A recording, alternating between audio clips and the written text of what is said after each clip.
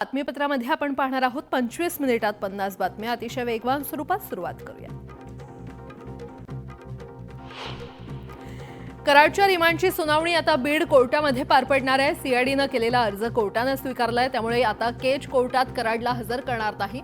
सुरक्षेसाठी त्याला बीड कोर्टात हजर करण्यात येणार आहे। वाल्मिक कराडच्या खुनाच्या गुन्ह्यातील तपासासाठी ताब्यात देण्याची मागणी सीआयडीने केली आहे। सीआयडीने बीड कारागृहातून वाल्मिक कराडचा ताबा मागितल्याचं पत्र न्यूज 18 लोकमतच्या हाती लागलंय। वाल्मिक कराडच्या समर्थकांनी मोबाईल टॉवरवर चढून आंदोलन केलं। कराडवरील खोटे गुन्हे मागे न घेतल्यास आत्महत्येचा इशारा त्यांनी दिलाय। वाल्मिक कराड यांच्यावरील गुन्हे मागे घ्या, यासाठी कराड कुटुंबीय आणि समर्थकांची होणारी परळी शहरातील महत्त्वपूर्ण बैठक पुढे ढकलली आहे। केज न्यायालयातील निकालानंतर ही बैठक होणार असल्याची माहिती सूत्रांनी दिली आहे। वाल्मिक कराडबाबत अनेक खुलासे समोर येत आहेत। पिंपरी चिंचवडमधील अतिशय उच्चभ्रू सोसायटीमध्ये वाल्मिक कराडचा फ्लॅट असल्याची माहिती समोर आली आहे। या फ्लॅटची बाजारभावानुसार किंमत 3.5 कोटी असल्याची माहिती आहे। बीड जिल्ह्यातील राष्ट्रवादी अजित पवार गटाची संपूर्ण कार्यकारिणी बरखास्त करण्यात आली आहे। यापुढे जिल्हा पदाधिकारी निवडताना चारित्र्य पडताळणी केली जाणार आहे। गुन्हेगारी पार्श्वभूमीच्या पदाधिकाऱ्यांना पक्षात प्रवेश दिला जाणार नाही। धनंजय मुंडेंनी पहाटे कराड कुटुंबियांची भेट घेतली। कराड कुटुंबियांच्या घरी जात धनंजय मुंडेंनी त्यांच्या आई आणि पत्नीची विचारपूस केल्याची माहिती सूत्रांनी दिली आहे। धनंजय मुंडे बीडमध्ये दाखल झाल्यानंतर सुरेश धस यांनी मुंडेंना टोला लगावला। धनंजय मुंडे मतदारसंघ शांत करण्यासाठी गेले असतील असं भाजप आमदार सुरेश धस म्हटलेत। जेलमध्ये जाणाऱ्यांसाठी बंद पुकारणं हा नवीन पायंडा घातला जातोय, अशी टीका भाजप आमदार सुरेश धस यांनी केली। आकाचे लोक आले तर मुंबईतही बंद करू शकतात असं सुरेश धस म्हटलेत। आकावर गुन्हा दाखल झाला, मात्र आकाच्या आकावर कारवाई कधी होणार असा सवाल संजय राऊतांनी विचारलाय। धनंजय मुंडेंना मंत्रिमंडळातून काढत नाही तोपर्यंत तपासातून काहीच समोर येणार नाही। ज्यांच्यावर शिंतोडे उडाले ते अजून मंत्रिमंडळात कसे, असा सवाल देखील संजय राऊतांनी विचारलाय। संतोष देशमुख हत्या प्रकरणी किडनॅपिंग करताना स्विफ्ट गाडी कोणाची होती, त्यांना नंतर घरं कोणी राहायला दिली, या सगळ्या गोष्टी तपासात समोर येतील असं बजरंग सोनावणे यांनी म्हटलंय। इतर आरोपींना सुद्धा मोकोका लावला पाहिजे अशी मागणी त्यांनी केली आहे।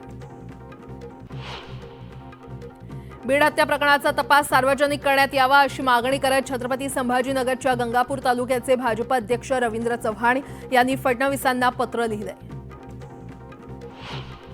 केज कोर्टाची सुनावणी बीड कोर्टाकडे वर्ग करण्यात आली आहे। सुरक्षेच्या दृष्टिकोनातून पोलिसांकडून पोलीस स्टेशन बाहेरील संशयित वाहनांची तपासणी सुरू आहे। एक काळी कार पोलीस स्टेशन परिसरात सतत फिरत असल्याने या वाहनाची तपासणी करण्यात आली आहे। केज कोर्टाच्या गेटवर पोलीस आणि वकिलांमध्ये बाचाबाची झाली आहे। सुरक्षेच्या कारणावरून पोलीस विनाकारण अडवणूक करत असल्याचा आरोप करत गोंधळ घालण्यात आला। दोषी असलेल्यांना फाशी देणार असा शब्द देवेंद्र फडणवीसांना दिला होता, तो पूर्ण केला, त्यामुळे मी त्यांचे धन्यवाद मानतो अशी प्रतिक्रिया संतोष देशमुख यांचे बंधू धनंजय देशमुख यांनी दिलेली आहे। न्याय मिळेपर्यंत थांबणार नाही असं देखील ते म्हटले। वाल्मिक कराडवरील खोटे गुन्हे मागे घेण्यासाठी कराड समर्थक आक्रमक झाले आहेत। त्यांनी आज पुन्हा परळी बंदची हाक दिली, त्यामुळे परळी शहरातील मार्केटमध्ये शुकशुकाट पाहायला मिळतोय। परळी बंदमध्ये व्यापाऱ्यांनी उत्स्फूर्त सहभाग घेतलाय। राजकीय स्वार्थासाठी परळीला बदनाम करू नका असं म्हणत परळीला बदनाम करणाऱ्यांच्या विरोधात व्यापारी बंदमध्ये सहभागी झालेत। पालिका निवडणुकांआधीच नाशिकमध्ये काँग्रेसला मोठा धक्का बसलाय। काँग्रेसच्या वरिष्ठ नेत्या आणि राज्य प्रवक्त्या हेमलता पाटील काँग्रेस सोडण्याच्या तयारीत आहेत। येत्या 2 दिवसातच त्या पक्षाचा राजीनामा देण्याच्या तयारीत आहेत अशी माहिती मिळते। धाराशिवचे ठाकरे गटाचे आमदार प्रवीण स्वामी यांना मोठा धक्का बसलाय। प्रवीण स्वामींचं जात वैधता प्रमाणपत्र खोटं असल्यानं माजी आमदार ज्ञानराज चौगुले यांनी छत्रपती संभाजीनगर कोर्टात याचिका केली आहे। शिवसेनेनं आगामी स्थानिक स्वराज्य संस्थांच्या निवडणुकीसाठी तयारी सुरू केलेली आहे। त्यानुसार जिल्हा प्रमुखपदी 2 महिन्यापूर्वीच ठाकरे गटातून पक्षात आलेले विष्णू भंगाळे यांची नियुक्ती करण्यात आली आहे। सर्वोच्च न्यायालयाकडून वादग्रस्त आयएएस अधिकारी पूजा खेडकरला अंतरिम जामीन मंजूर करण्यात आलाय। 14 फेब्रुवारीपर्यंत तिच्यावर कोणतीही सक्तीची कारवाई करण्यास मनाई आहे। लष्करी दिनानिमित्त मुंबईत नौदलाच्या 3 युद्धनौकांचं पंतप्रधान मोदींच्या हस्ते राष्ट्रार्पण करण्यात आलं। नौसेनेला सशक्त करण्यासाठी आपण मोठं पाऊल उचलत आहोत।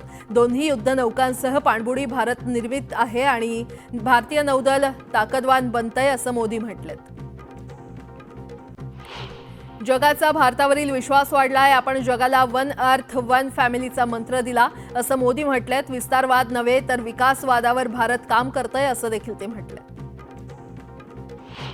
स्थानिक आरोग्य यंत्रणांच्या अपयशानंतर बुलढाण्याच्या शेगावात केंद्राच्या आयसीएमआरची 4 पथकं दाखल झाली। त्यांनी संपूर्ण रुग्णांची तपासणी करत नमुने पुन्हा एकदा गोळा केलेत। केस गळतीचं नेमकं कारण शोधण्यासाठी पुन्हा एकदा नव्यानं आयसीएमआरची टीम तपासणी करतेय।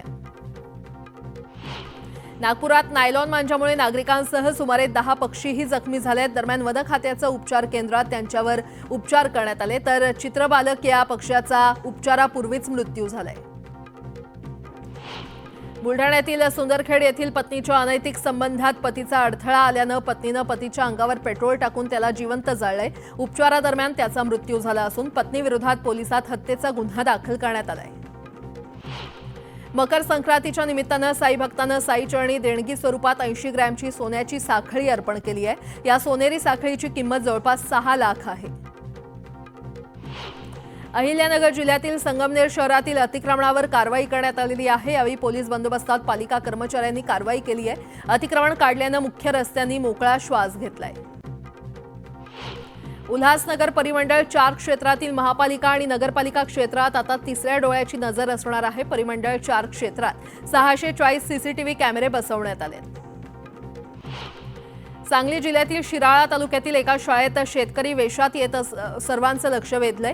विद्यालयामध्ये वेशभूषा स्पर्धेचं आयोजन करण्यात आलं होतं। यात या शिक्षकानं शेतकऱ्याचा वेश परिधान केला होता। रत्नागिरी जिल्ह्यातील पारंपरिक हणे बंदरात तांत्रिक मासेमारीला बंदी आहे। अशातच 2 ते 3 एलईडी बोट आढळल्यानं खळबळ माजली आहे। अकोल्यातील बहादुरा या गावात मागील 4 पिढ्यांपासून मकर संक्रांतीच्या दिवशी गावातील मुलांना उसाचे दांडे वाटण्याची परंपरा कायम ठेवली आहे। जवळपास 100 वर्षांपासून ही परंपरा अबाधित आहे। आदर्श गाव सरपंच भास्करराव पेरे पाटील यांना सांगलीमध्ये कर्मयोगी पुरस्कारानं सन्मानित करण्यात आलेला आहे। स्मृतिचिन्ह देऊन भास्करराव पेरे पाटील यांचा गौरव करण्यात आला। इस्रायलचे महावाणिज्य दूत कोबी शोशानी यांनी नुकतीच रायगडच्या अलिबागला भेट दिली। या भेटीदरम्यान त्यांनी इस्रायली धार्मिक स्थळांसह ज्यू समाज स्मशानभूमीची देखील पाहणी केली। सोशल मीडियाच्या माध्यमातून ओळख करत अश्लील व्हिडिओ बनवून खंडणी मागणाऱ्या टोळीचा धुळ्यातील स्थानिक गुन्हे अन्वेषण विभागानं पर्दाफाश केलाय। या प्रकरणी धुळे एलसीबीनं 4 जणांना अटक केली आहे। पालघरमधील वनक्षेत्रात तब्बल 35% घट झाली आहे। नैसर्गिक वनसंपदा असलेल्या पालघर जिल्ह्यात 87 चौरस किलोमीटर इतका वनक्षेत्र घटल्याची माहिती इंडिया टेस्ट ऑफ फॉरेस्ट रिपोर्टच्या अहवालातून समोर आली आहे।